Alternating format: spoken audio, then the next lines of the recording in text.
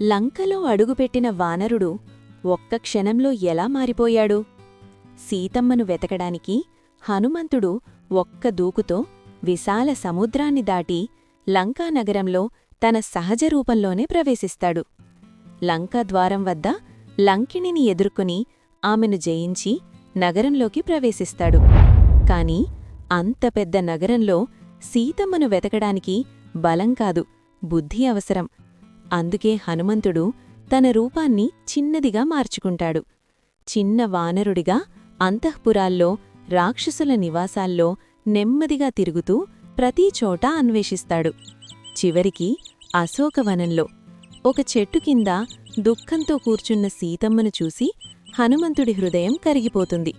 నెమ్మదిగా చెట్టుమీదికెక్కి శ్రీరాముని ఉంగరాన్ని చూపిస్తూ నేను రాముడి దూతను అని చెప్పగానే సీతమ్మకు ఆశ కలుగుతుంది.